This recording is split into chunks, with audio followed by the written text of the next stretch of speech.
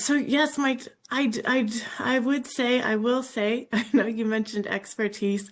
I want to first start with just a disclaimer that I am no expert in really anything. A lot of what I do is usually newer to me because it comes to me from the peoples that I get to work with, and so it's I I kind of I try to just meet people in populations where they're at. So that said, the field of geriatric medicine and the study that I'm going to share with you all today is, while it's something that I have been wanting to study for a very long time, it's not something that I had the opportunity to spend my time with until just recently. And I am absolutely no expert in this.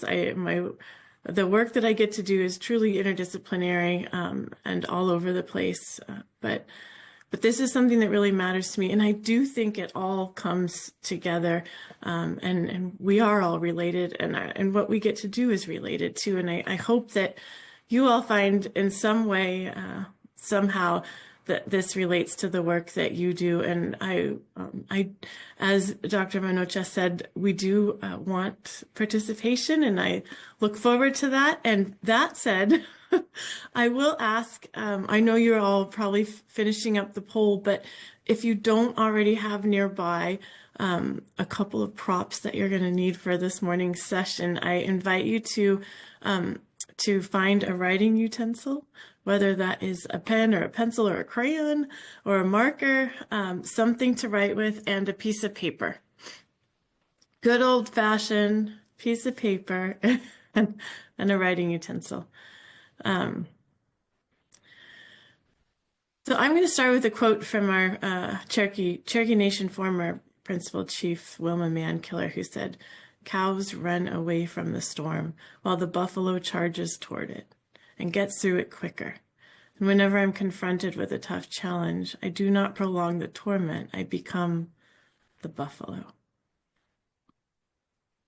And this, I share this because I think there are lessons of resilience within this, and I'm gonna just let that sit, and we'll come back to it. We'll circle back to it in the end. And the painting you see here was done by actually by my husband in response to this quote for me, and so I share that with all of you today.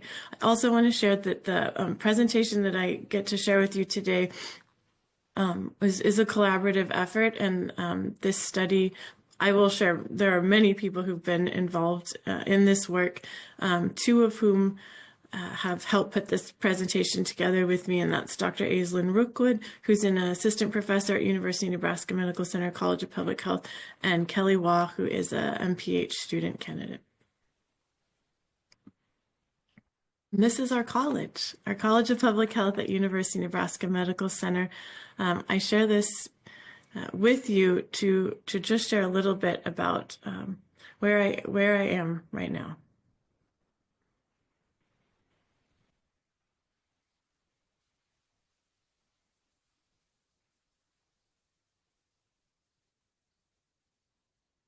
This picture was taken on the day that I defended my dissertation many years ago. And I just want to emphasize that, we all are working on and privileged to get to do what we do on Indigenous lands. And so I will in a bit invite you to also explore a little more about whose land we're on. This just gives a quick background to who I am. I've shared a little bit, but most of the work I do, as I said, I'm no expert. The work I do is truly all over the place, but generally focused in maternal and child health, environmental health, and then chronic diseases, including ADRD and some areas of geriatric medicine. And those are, I really have emphasized addressing public health concerns through workforce development, arts-based research, and community-engaged research. And you'll see all of that alive within what we get to do today. So here are our objectives, which hopefully relate to some of the questions that you just answered in your pop quiz. And so we're going to practice resilience, define resilient research, explore principles of resilient research, and then examine resilient research in practice specific to a particular study that I'm working on right now, which is exploring culture-based mindfulness practices and Alzheimer's disease and related disorders in urban American Indian elder population. I come to you all as a fellow or a scientist as part of what we refer to as the NAD-RCMAR program, which is the Native Alzheimer's Disease Resource Centers for Minority Aging Research out of University of Miami, and in partnership with Washington State University as well.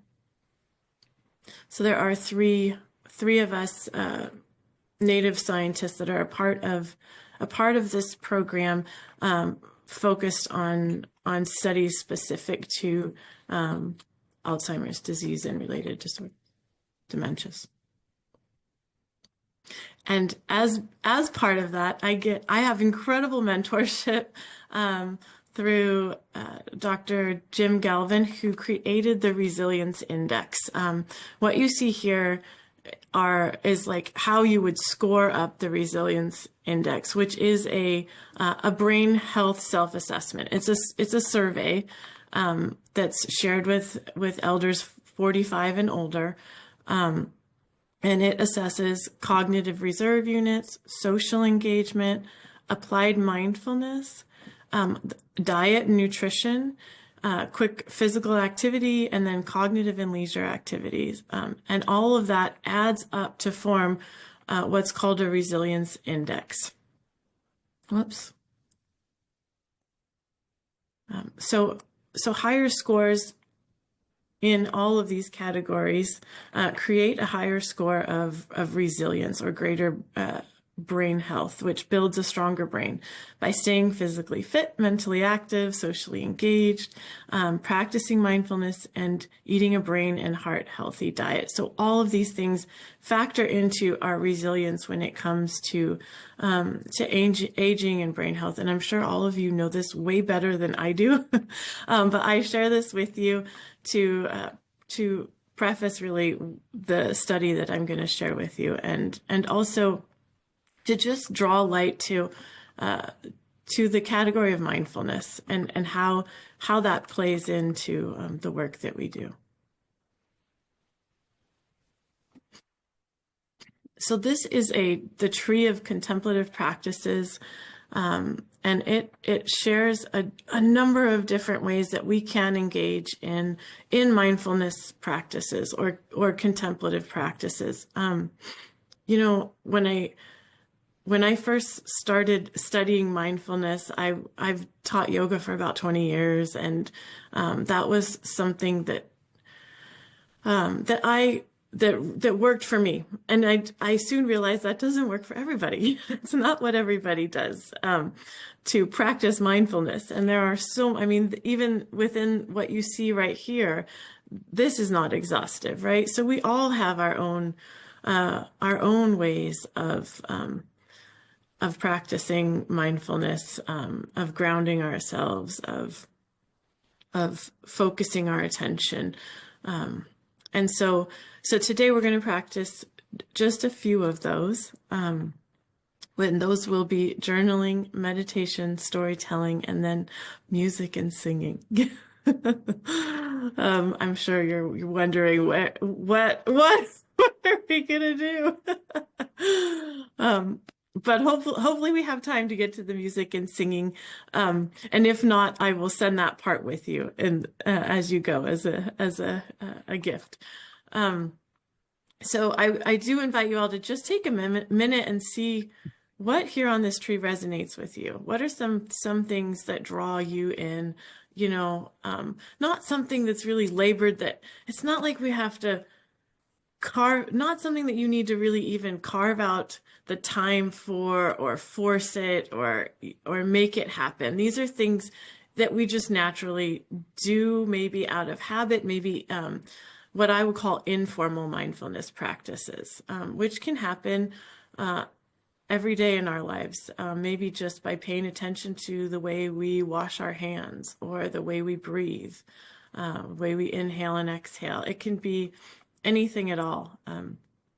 But I think it's easy to think, especially being academics and healthcare professionals, there's often a right way, right, to do things. And I just invite you right now to to let go of that thought for a little bit and try some things on, and let's see how that works. And also just think about what do we do informally, because this is what I'm really interested in and going to talk a little bit more about today. So for the first one, it's journaling. And this, we're not going to spend a lot of time because we don't have a lot of time, but I will ask for maybe one or two words or one sentence in response to each of these questions. Whoops. So I thought they would come up one at a time. Sorry. Okay. And maybe even you just want to focus on one of these questions, whatever's drawing you in. My question is, where are you from? Where have you been? Where are you now? And I've shared that with you from myself a little bit. And where are you going? I'm about to get to share that with you. And I invite you, if you want to put in chat anything that you're drawn to share.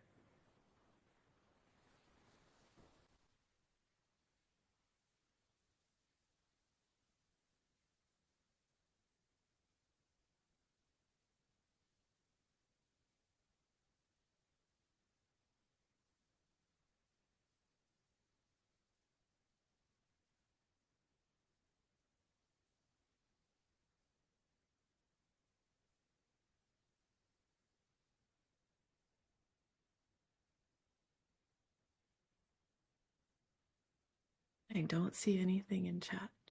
I it would be wonderful. Oh, thanks. People are putting things in chat. It's this is an opportunity to share our positionality, where we're coming from, where we have been, where we are now, and where we want to go is exactly that. This establishes us, helps us relate to one another, helps us relate to the work that we're doing, and our vision for this work.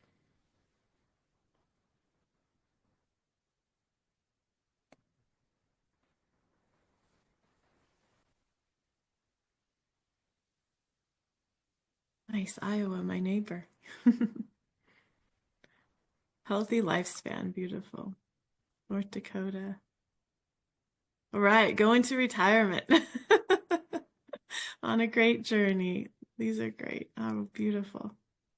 Mexican American from California in North Dakota.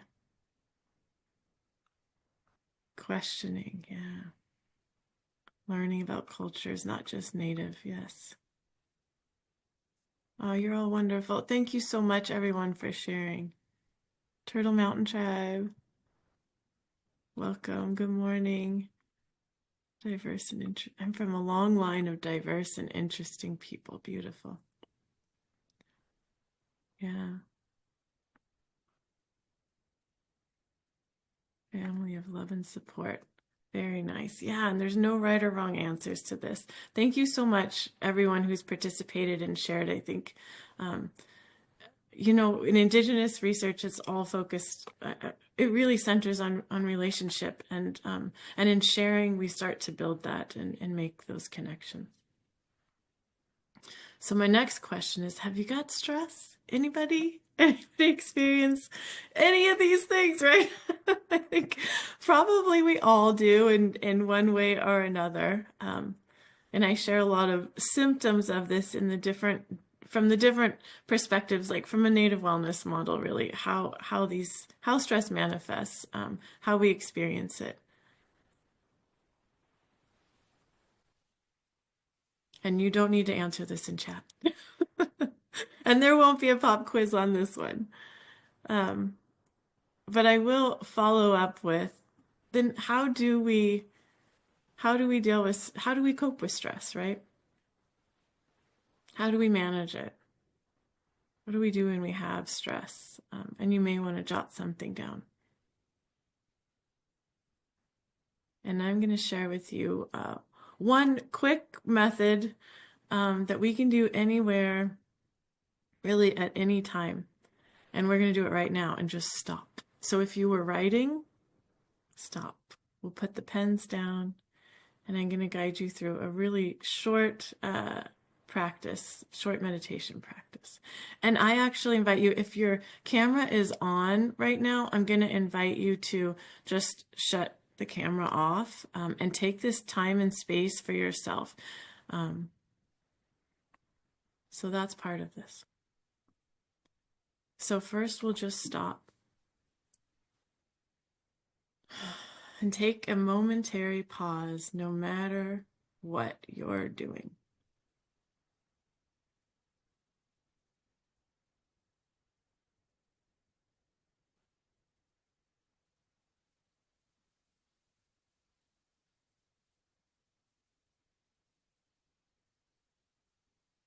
And then we'll take a breath,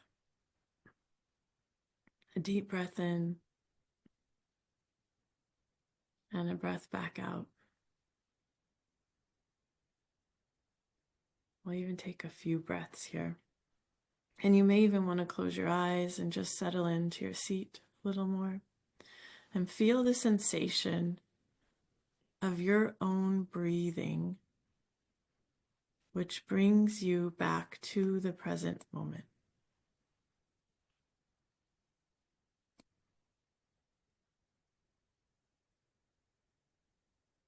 So breathing in, you know that you're breathing in. And breathing out, you know that you are breathing out.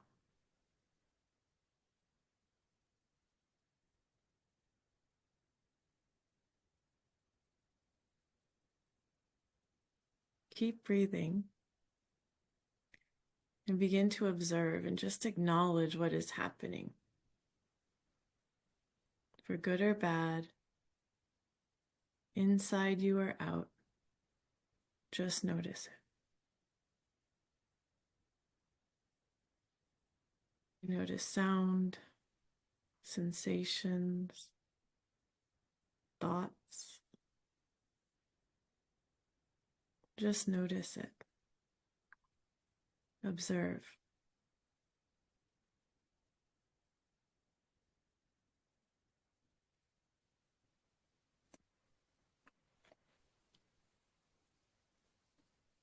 And proceed. Having briefly checked in with the present moment, continue with whatever you're doing. So if you want to come back on video, I invite you back. No pressure here. And thank you for all of you who played along and participated. This is a practice of resilience right here. This is why that mindfulness scale is part of the resilience index that Dr. Jim Galvin so graciously shared with me today. I don't know if I thanked him, but I want to thank him for that. And I think sometimes even just practicing these things helps us come back to remembering things that are important. So we've journaled, we've meditated. Now we'll move into a little bit of storytelling.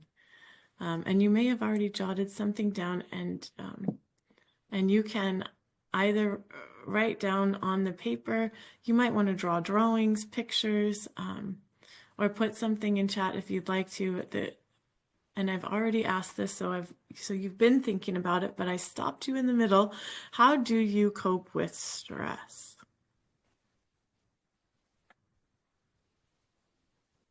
So here I invite you to share your story,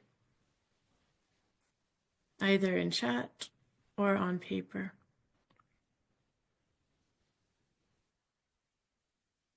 I wish we could all share pictures. And so these are some of the ways that I do, that I cope with stress.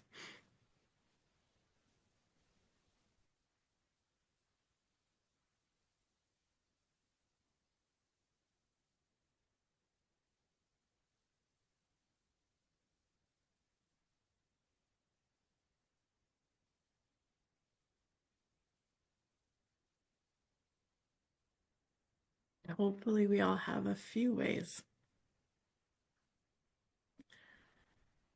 And I'm going to emphasize that it's not so much about what we do, what this looks like. This is going to look different for everybody. How we practice mindfulness is different for every single one of us. It's really not as much about what we're doing. We could be blowing bubbles. It's more about how and why we do what we do. And so this brings us back to the work of Dr. Mersnick and understanding how we change the brain, right? And these are the ways that he suggests that we change the brain by doing something, whatever it is that we're doing, whether it's journaling, whether it's just breathing and noticing, or sharing a story with someone, that we do that with purpose, that there's some sense of meaning to what we're doing, like it matters. We're not just blowing bubbles to blow bubbles, that there's focused attention on it, and active engagement in what we're doing. And then that we are coming back to do this again. So it really becomes a habit. There's repetition to it. And then that we expect something good out of it. And I learned this a long time ago. And the more that I sat with this, the more I thought about the importance of culture-based practices. Because I think what so often, so easily gets left out is that purpose piece, that meaning to what we're doing. Why does it matter? And I think that's inherently a part of cultural traditions and cultural practices. They carry a lot of meaning. They carry a lot of importance. They carry the stories of our ancestors. And so I've wanted for a long time to understand what are those practices, those informal practices of mindfulness for Native peoples, and particularly among urban populations.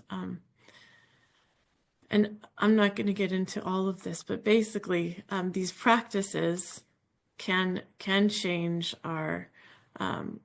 change us in the moment, which may be something you're feeling even right now after even just a couple of minutes of engaging in mindfulness practices. But also the more we do it, that repetitive piece is what helps change our brain over time. And with that said, I think it's just a hypothesis. And again, I'm no expert, but what I've hypothesized is that Native peoples have been practicing these practices for a long time with a lot of purpose.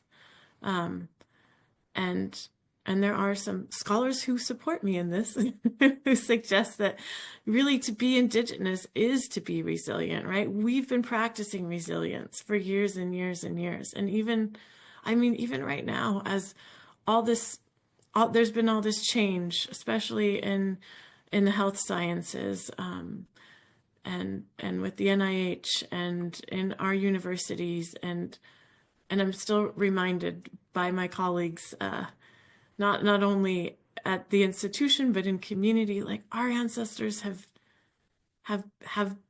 been dealing with this, and we've come through these things. We've come through so much more. We are so resilient, and so this is really what I bring to you today. So I'm bringing an Indigenous perspective of what is resilience, and these are some answers, more from an Indigenous perspective than general science. And there are so many definitions of resilience that I didn't even put that in the quiz. It's defined in many different ways. I will say that the main difference, I think, or what really distinguishes an Indigenous perspective on resilience from others is the focus on thriving.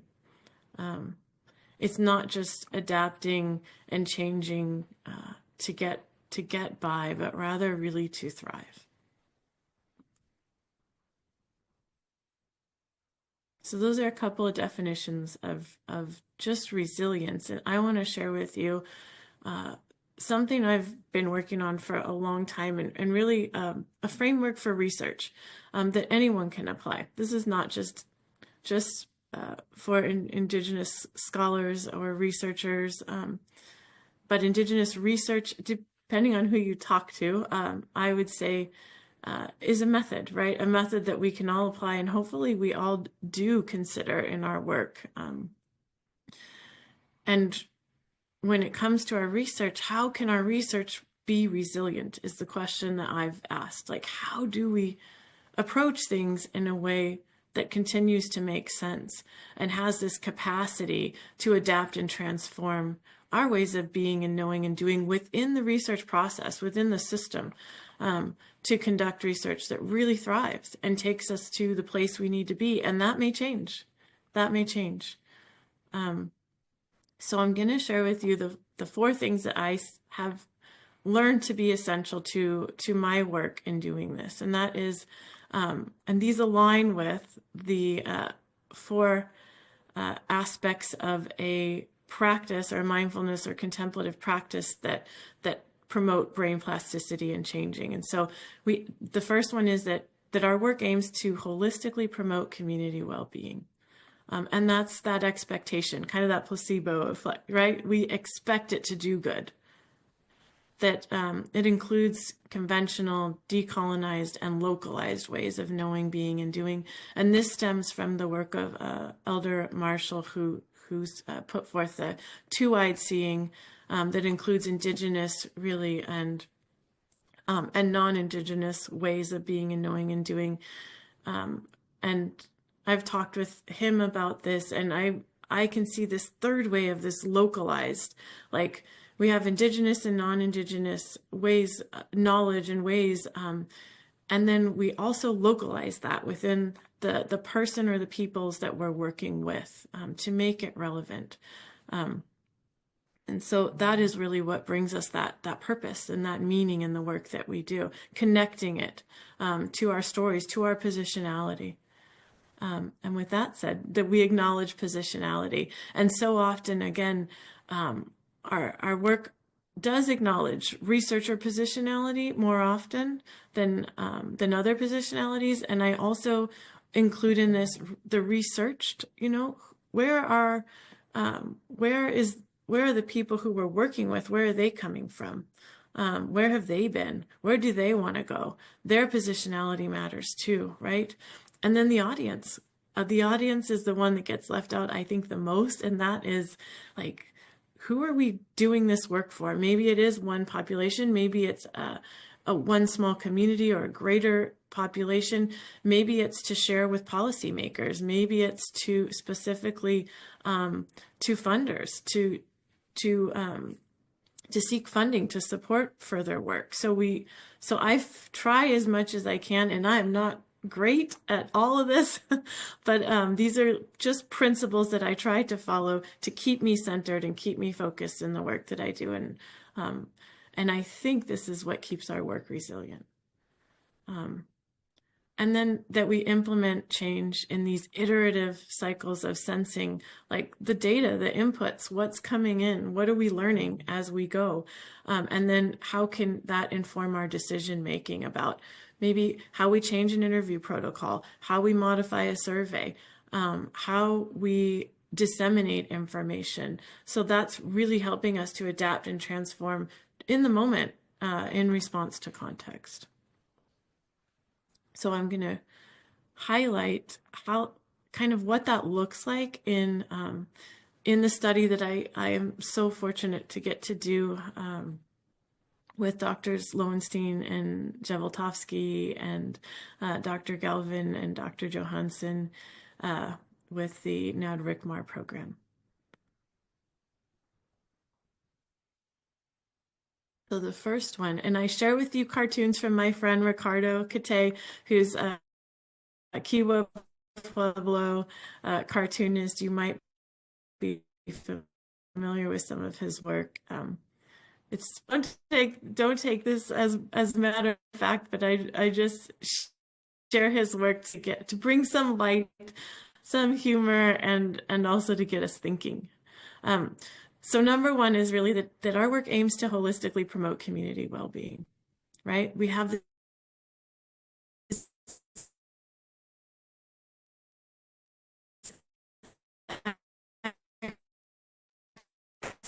expectation. You're breaking up, Dr. Duarte. Yeah, I froze, didn't I? Yeah. Am I back? It's a moment to stop. Yeah. Whenever I freeze, just stop. Sounds good. Yeah, but you are back. Okay, so these are this is some of the background information that that helped me arrive at that expectation that this is going to do good. Some of it's through lived experience, right? And I bring that in my positionality. And some of it's from scholarly literature, and that's part of that three-eyed seeing, you know, bringing in the different perspectives, and then local perspectives, right? Talking with elders, and understanding from an elder's perspective, what are these practices and how do they make a difference in your life and in your health?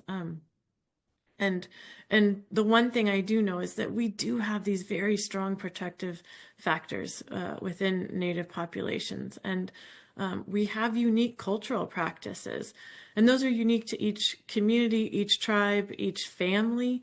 And from an urban Indian perspective, it's very unique too to the places where we reside. And I want to also emphasize that, you know, I think it's often easy to forget that over 75% of Native peoples in the United States are urban Indians, are living in urban environments. And we are less studied and unfunded in public health. And some of these practices are, you know, drawing, painting, beadwork, ceramics, pottery, poetry, all of the things, you know, when you think of Native arts, the creation of art is a mindfulness practice, can be. It's not so much about what we're doing. Again, it's how and why we're doing it. And from an Indigenous perspective, so much of what we do is purposeful and does have meaning and carries so much history and vision and knowledge, really, that's been passed down to us from our ancestors, and we practice that with great intention and a desire to continue passing that down to future generations. So here I share with you some of the Indian Health Service data, and this is a little bit old, but it's the latest that I have. And I just want to emphasize, well, actually, I'm going to ask you to observe. So take a look at this, and what do you notice? And I'd love for someone to just shout out what you notice here.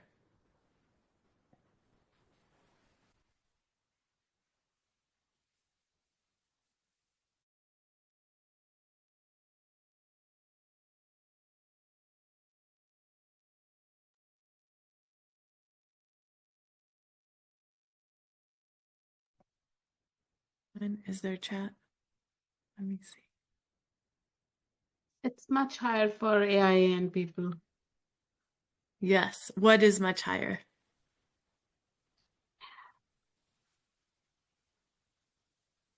She says the rates. Oh, yeah, the rate. Yeah. Almost Especially everything. alcohol, Right. and diabetes, Mm-hmm. liver disease, substance abuse. Right. Yeah. A lot of things that were. But Alzheimer's disease is lower. yeah. Exactly. Yep. I mean, so that causes us to pause, right? Why is that? And quite a bit lower. Right. it's so interesting. So this is what makes me think, well, what is it? What is it about American Indian Alaska Native people that presents this data? And my theory, and it's completely a hypothesis, but this is what I want to study, is that part of it is that brain health from practicing mindfulness, I would say, in an informal way.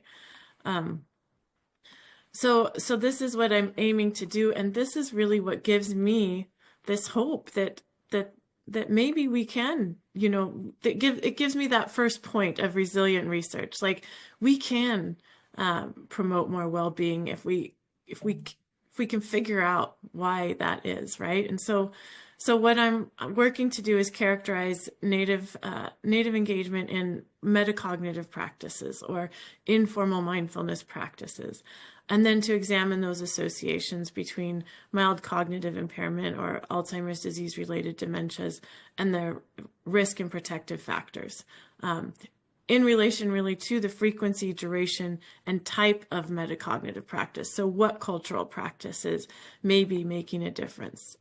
Because if we know these things, I think that will hopefully create more support for engagement in these practices, and more opportunities to engage. So again, this just comes back to the significance of the study and this aim to really improve.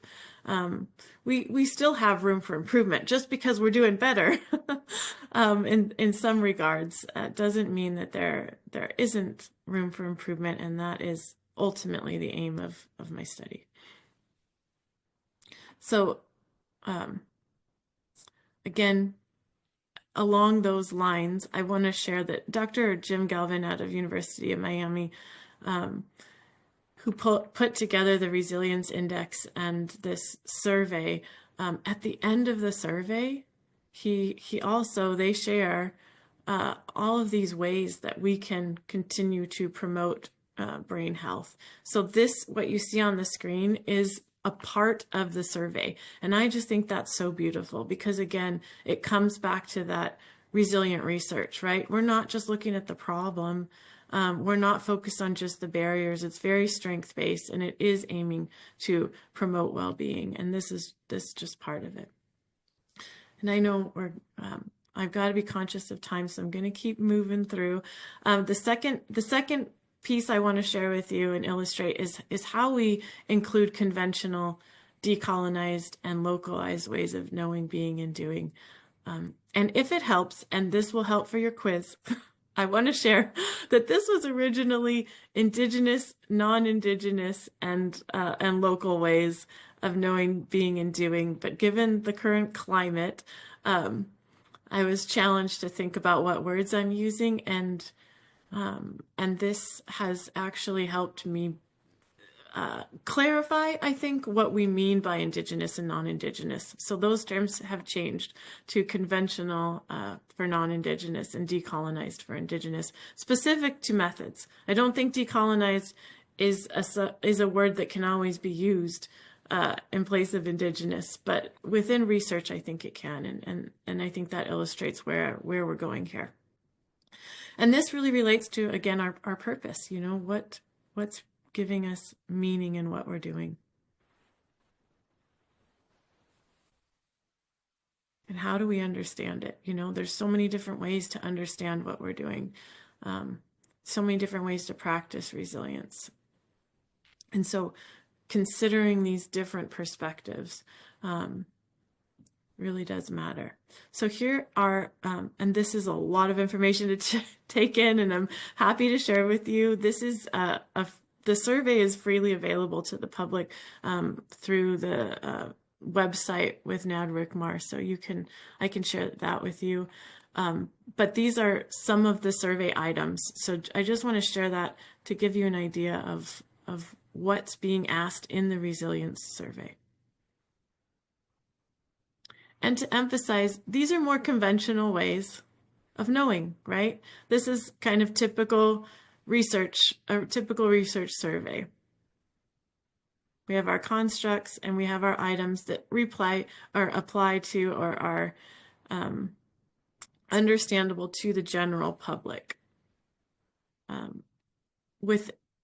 Within I've taken a closer look at the cognitive and leisure activities, and am working with community members to really decolonize this survey. So if we look at, just take a moment to stop and observe the items on this measure, and then think about a Native population.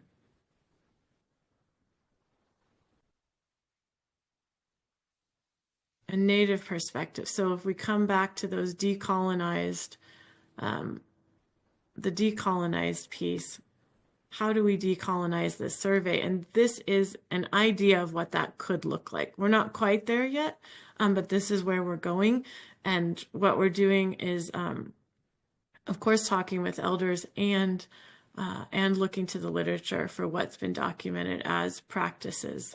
So the left side is the decolonized approach to what's on the right side, which is more conventional. And we need it all. We're all learning together, and the idea is that we're stronger together.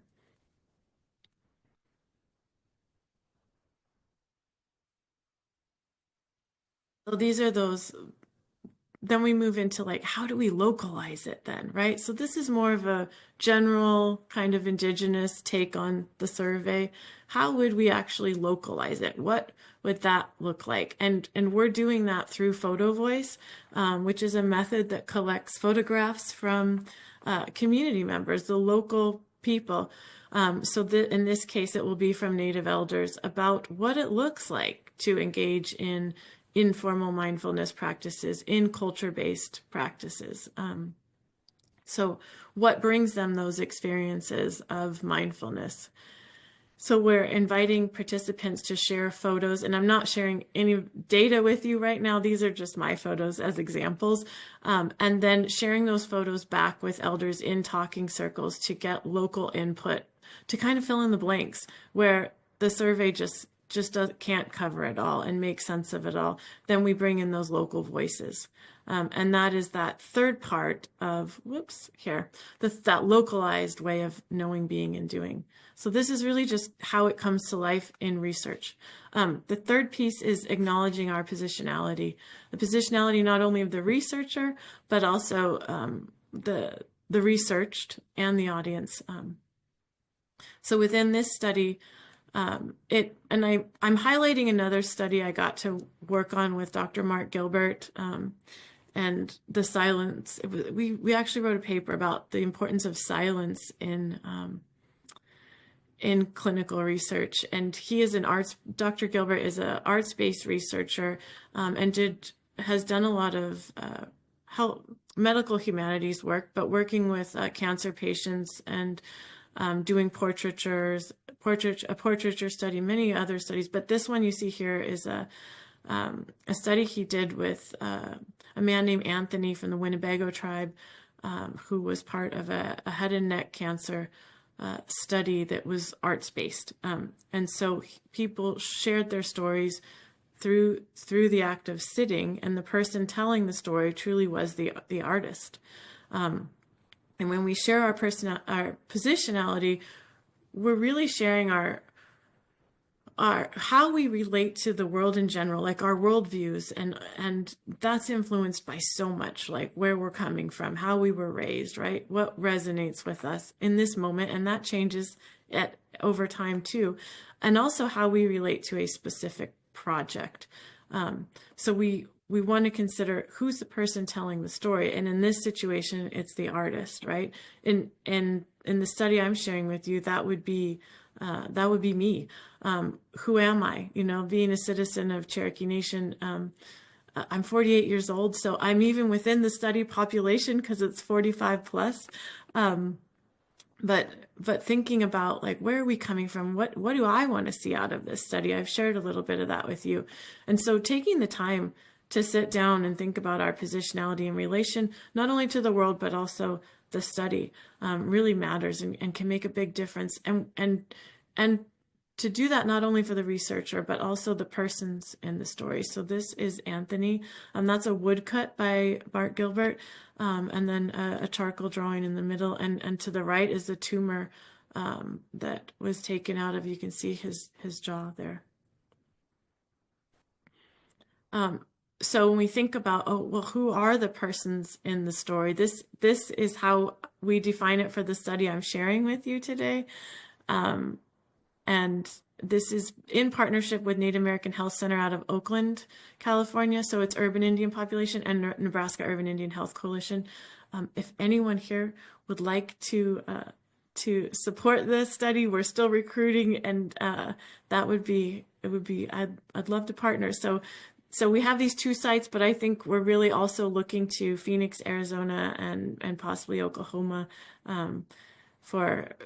to increase our reach. And then we also consider the persons listening to the story. So how's the story being told? In the case of Anthony, we had an art exhibition and actually shared the work and his story at a university in a public setting.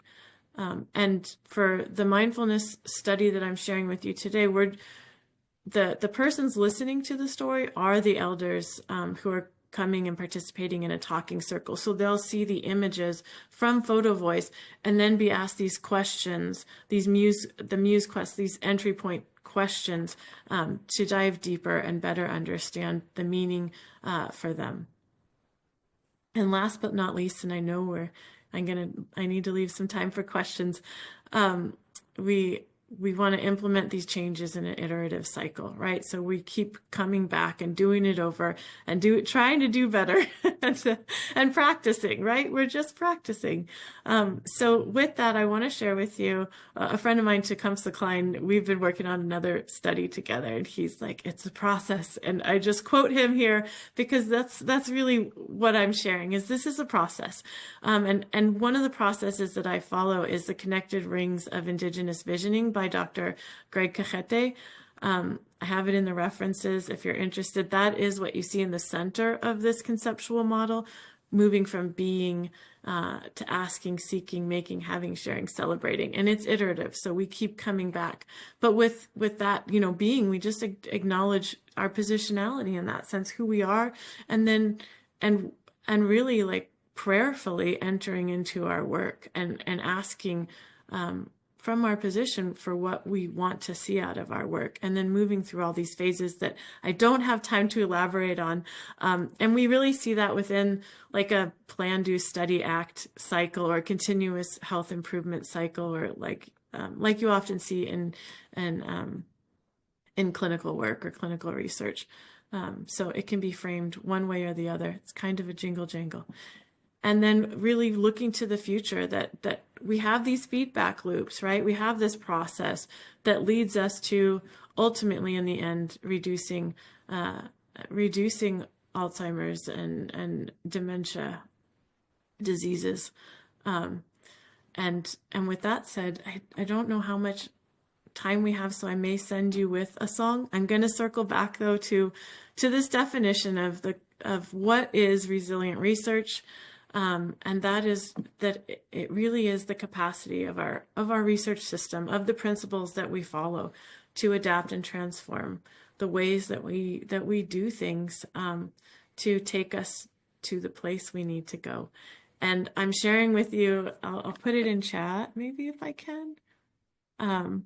I will once I stop sharing. I'll put this in chat. A song from one of my favorite artists who's a singer. His name's Michael Franti, and he's Native American and African American, and he's singing truly about, like, we all have our different ways of getting to that place we need to go, right? And I think that's, if there's anything you can take away from this today, is that, and then taking that time to stop and pay attention to those things can make a huge difference in our work.